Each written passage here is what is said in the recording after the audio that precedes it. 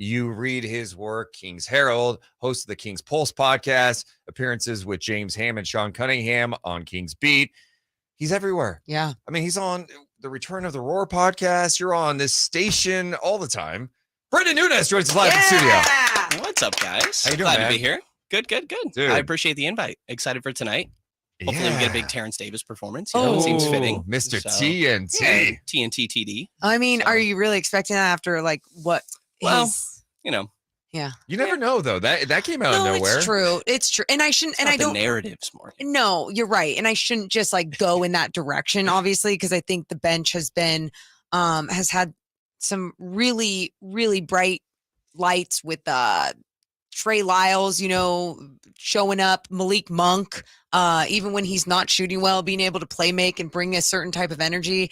And you never know with TD what night it's going to be, and he's just going to show up. I mean, I think that's really what we think about with this. There's just so many guys that are capable of coming in and contributing. Tonight just feels big, too. I mean, they're the number 2 seed in the West. Teams around them are banged up. Chaos with the Memphis Grizzlies. They're at home for this game. National audience. The crowd's going to be insane. This has got to be one of the biggest games you've covered, right? Doesn't it feel that way? I know it seems like every home game now it feels big, but this one seems like there's some extra significance tonight. Yeah, I mean, I think the last 3 games stand out to me. What Dallas, New Orleans, and I forget what the most recent Clippers? one is. Was it Clippers? There you go. Yeah. Yeah. Those all stand out to me as like, specifically Western Conference teams that you could see in the first round. Those specifically stand out. But I guess the fact that this one is on national television does add a little bit more juice to it. And last time they were in the building, I remember Julius Randle going absolutely crazy. Yeah. And it's like off the dribble step back threes. It was absolutely ridiculous. So not quite expecting the same. What's the biggest thing that maybe you're nervous about for tonight's game? I hope that, I don't know about nervous. I'm probably not answering this question the right way, but I hope that Jalen Brunson plays. Okay. And we get a Jerry West battle in the fourth quarter. Ooh, the clutch award. These are the 2 sort of clutch players. So I think is it really a battle? Like it's Foxes. it should be, right? Yeah, but But like it adds there's that. still a handful of games left. Yeah. Yeah. Nervous wise, probably keeping the Knicks off the offensive glass. Bing bong. They've been a pretty good Funny. rebounding team.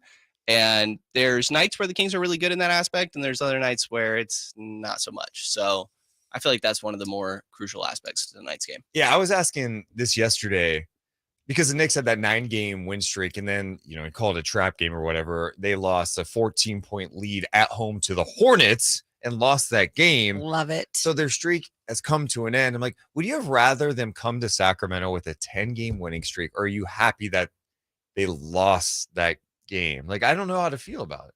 Brenden? You definitely want them to come in with the winning streak. You right? do? You want It's just more fun. It's more fun. Like I don't know about like if I'm on the coaching staff, maybe I feel differently. Yeah. But like from a entertainment aspect, Okay. you want them to come in with the winning streak, right? The same way that you wish Sacramento didn't lose that game and came in with the winning streak. Like I thought it was going to be lined up where maybe both teams will come in with a good little winning streak. Chris Verlaud was the same way as you, where he's like, yeah, I want it. I want the winning streak. I wish they had the winning streak coming into this, because now they're going to come in a little like angry that they lost that game and maybe a little bit more prepared. And I don't know. Focused. Focused. Thank you, Chris Verlaud. And I don't necessarily see it like that. I was just more like, yeah, they humbled them, brought them back down to earth, and now they have to like crawl back up to get that next win. I could be completely wrong with where I'm going with these guys and their mentality. Either way, it's the Sacramento Kings home floor, and I feel like they're going to feel a different energy, not only from being on TNT, but also from the crowd feeling a different type of energy. The crowd's going to be unbelievable tonight. Yeah. I think we're going to, Because it's TNT. Yes. I think it's TNT. I think also understanding where things are at. Like, the 2 seed. And What a I don't time care to how be you got that alive. number 2 seed. That hasn't happened since 2004. Like just that. And also it's a 2 seed where you're looking like there's a chance they could keep it, which, I think I was in the camp post trade deadline. Like, hey, these teams behind them got better. Kings I think they could still stay in the top 6. It's going to be a challenge coming up here. Well, coming out of the break, the Kings have done really well. They had that one loss to Minnesota where Minnesota's offense was just locked in and was unbelievable. And the Kings had their issues too. Still only lost by 4 to a good squad that's a really good defense. What has stood out to you about maybe the Kings' approach post All-Star break? Have you noticed something different? I mean, they've said that Coach Brown said prior to the All-Star break that, like, we need to make sure that coming out of this break, there's no lull, that we keep our foot on the gas. And, like, they're in a position right now where we get to sit here and talk about the 2 seed, which is ridiculous, you know? And I don't know how I feel about postseason basketball, which is a little bit of a different conversation, especially with their defense, right? It's a new conversation for everybody here. But I think that they've done a good job of just staying engaged, staying focused, and playing their brand of basketball, which means just being absolutely phenomenal on the offensive end and try to play defense for a quarter, 20 minutes. Well, go ahead. It's not even about just playing for a quarter. It's about how can you string together this team defense to be good enough to stop an offense or to disrupt an offense. And I think, like you said, they've come out since the break understanding how much more focused they need to be. That's what defense is about. It's about being engaged. It's about being locked in. And if a coach is giving you a strategy and you stick to it, you can complete the task, even if you don't have the best individual defenders. We've seen a lot of zone. And I don't think that has been the case much earlier in the year. I think we saw it first in that sort of Clippers game. Maybe we saw it in like bits and pieces here and there. I feel like a lot of times out of timeouts, coaches will throw that in here and there. Maybe we've seen that from Mike Brown, but in that Clippers game, they were really trying to post up Russell Westbrook on De'Aaron Fox, and eventually to try to take away his sort of penetration in the paint, they went into zone. But we've seen a lot of that recently, and I'm surprised we didn't see it more so earlier in the year. And I think ideally they would prefer to not have to go to that. But I like that they're switching it up a little bit, because obviously this team doesn't have the greatest defensive talent. While a lot of defense is effort, as you said, they don't have like the typical rim protector, which I think is really important when it comes to defense. You know, when Minnesota came into town, Mike Brown talked about like they can play such physical paint or perimeter protection because they have that sort of rim protector behind them. And Sacramento doesn't really have that. So I think they don't have the greatest defensive talent, but I like that we're seeing them sort of switch it up, because they just have to be good enough. On that end when you're the best offense of all time. And I think too, what really strikes me when you start doing deep dives into numbers, sometimes, you know, it's hard to figure out what's real, what's not. You know, Zach Lowe on his podcast was suggesting that the Kings are maybe a better defensive team than the numbers suggest. You're looking at their first half defensive rating. They were 28th in defensive rating, near the bottom of the NBA. Yeah. In the second half, they're 15th. In the fourth quarter, their defensive rating is 10th. Like, is that encouraging or annoying? Like, I don't know how to take that, you know? Well, look, they're winning games, right? So they're obviously doing something right, where I think I'd be more discouraged if it was like they were 10th in the first quarter, 15th in the first half, in the second half, they were 28th. The fact that down the stretch of games, playing close games, they lock in. And I don't know what that means. I don't know. And so, if they could give me a little better defense in the first half of games, who knows where they could be. And I think it's just a sign to me that, okay, yes, they are 25th on the season defensive rating. But when you go the first half versus second half, the fourth quarter numbers, those things matter too. There's obviously something good they're doing in the second half of games. There's obviously something they're doing in the fourth quarter.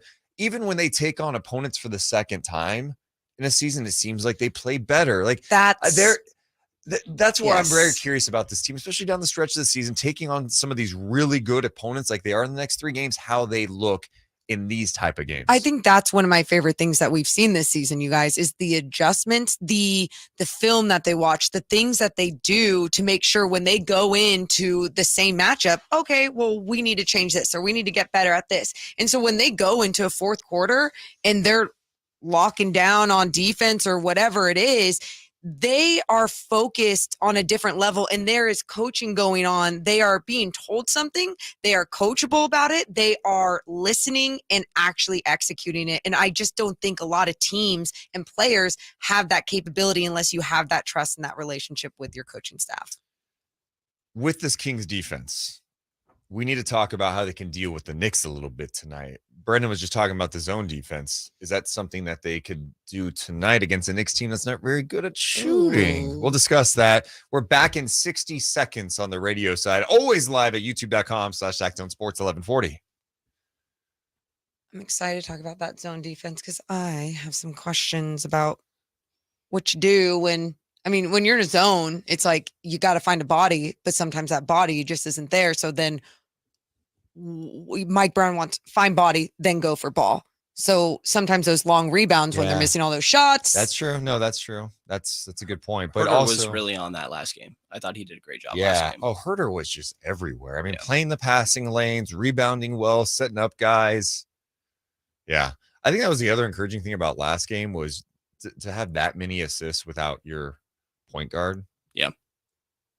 Pretty impressive. I'm just doing a quick Brenden appreciation post. Brenden appreciation post. I've been trying to figure out, I don't know if you guys have picked up on it at all. Like, when do they go out of their zone? Because at some point in the possession, they go back to man. Yeah. And I don't know if it's a X amount of passes. I don't know if it's like when the other team overloads a certain part of the floor or anything. Like, is there a set amount that they do? There's definitely a certain point in the possession where they go back to man. Yeah, obviously you can't run zone a whole game or anything, but yeah, I think mixing it up against the Knicks tonight. Well, I know we're going to talk about it, but Julius Randle's prone to some interesting decisions. So. Yes, agreed.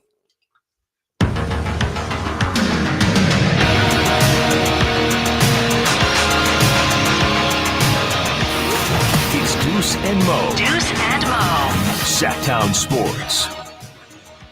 Deuce Mason, Morgan Reagan, alongside Brenden Nunes, getting you ready for Kings and Knicks on TNT. You can also hear the game on Sactown Sports with the legend, the icon, the G-Man, Gerald on the call, who is going to be ready to go tonight for some big-time playoff intensity basketball. He's always ready. Who are we kidding? Yeah, it's going to be fun tonight to see how the Kings respond. We were just talking about the Kings defense before the break, and I'm interested to see how they defend the Knicks tonight. And the Kings have been sprinkling in more zone. I think more teams in general in the league are sprinkling in more zone. Brenden, do you think that we see the Kings play some zone against the Knicks tonight? I don't think that they ever want to go to their zone. I think it's more so that the man defense isn't working. Yeah. And so it's kind of their fallback. So maybe in the second half, I don't think it's ever anything they're going into the game except for like out of timeout things where you're maybe just kind of switch it up and make teams think about it a little bit more. But I think ideally we don't see it. If we don't see it, that means that they're playing a good game defensively. No, I think, and I hear what you're saying. You're right. If you're just locking down man to man, that's great.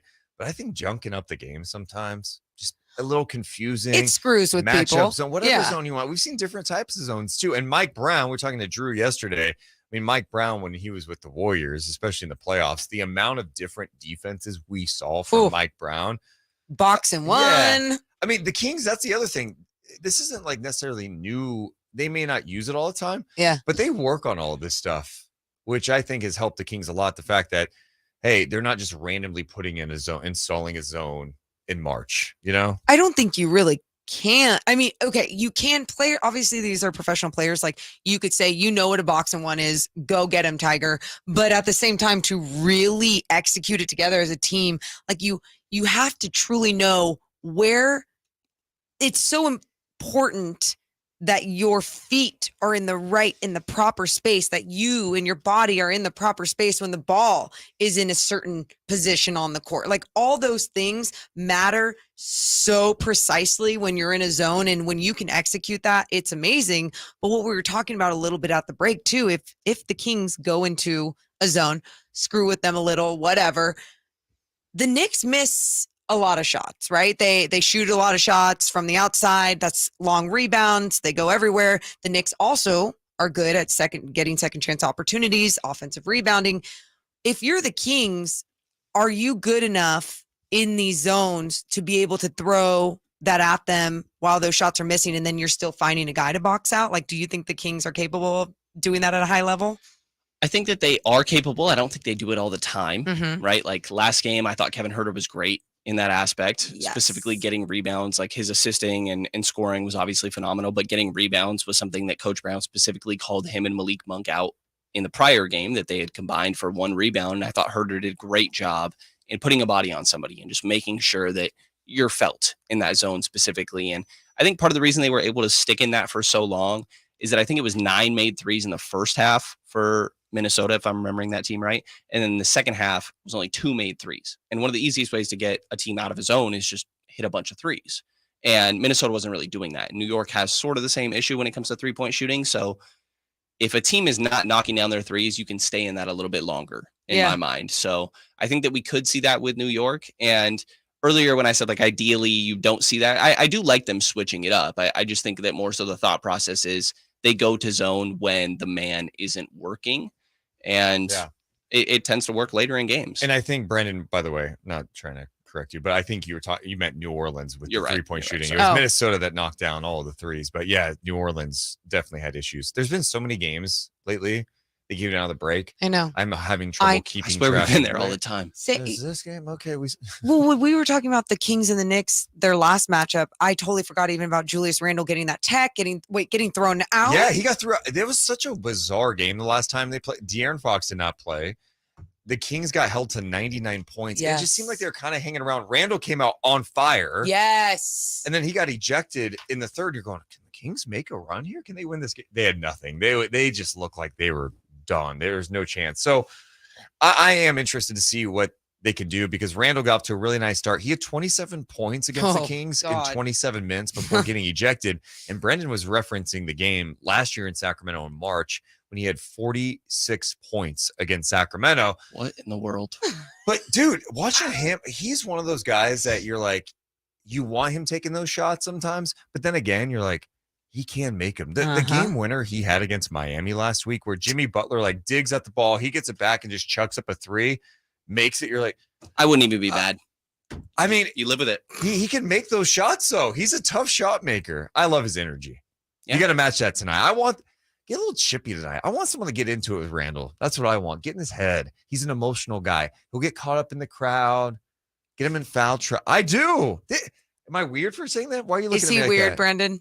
No, not really. I mean, it goes beyond just Julius Randle too, right? Yeah. Their whole team is super physical. Like, I think it was on your guys' show, right? That Davion was talking about how good Jalen Brunson is. Yes. And a lot of that had to do with his physicality and fundamentals. You look at Josh Hart, like one of the best rebounding guards in the league. What a pickup he's been for them. Yes. Why did Portland just give him away? No, it's not, you guys. It's not why did Portland just give him away? Why couldn't Portland find a way to use him the right way? Like he is perfect for Tibbs in his system. And it's like, hey, play 100 minutes and like Josh Hart will keep playing those 100 minutes. That's great. But it's crazy how many times we've talked about situations for these players and then you see them, just explode somewhere else. And I think this needed to happen for Josh Hart. And they were 9-0 coming from out of the All-Star break or was it the 9-game win streak? It was the 9-game win streak. Yeah, you know what I mean. Since acquiring Josh Hart. It's since acquiring. Thank you for finishing that. Question. What? Why do we call him Tibbs? It's Tom Thibodeau. So it should be Thibs? We should call him Thibs. Hey, Thibs. Does it not roll off the same? Why do we call him Tibbs? It doesn't. It's not Thibodeau. Thibs. What? Hey, Thibs. It's like when people call like Gonzaga, the Zags, right? There's the Zags, and then people call them Gonzaga. I'm like, they're not the Zogs. They're not. Wait, is it Gonzaga? Yes, the Zags. Is it? What? Why are you guys looking at me like I'm like crazy? Well, I don't know what your point is. It's just weird how people like Thibodeau. They call him Tibbs. It's his last name's Thibodeau. Yeah, but I don't get how that relates to Gonzaga. He's saying. I gotcha. Yeah, there you go. Chris has got it. Hey, he's got it. Does he? Yeah, you guys. Because it's not. We don't call them the Zogs. Right. Good. You got Chris. it. Okay. Good. Yay. We call them the Zags, not the Zogs. Sometimes I just need to keep my thoughts inside, like my random thoughts. Like I appreciate your stupid, dumb little thoughts. So thank you so much. Oh man. If the most dynamic duo in sports media. Yes, thank you, Combo.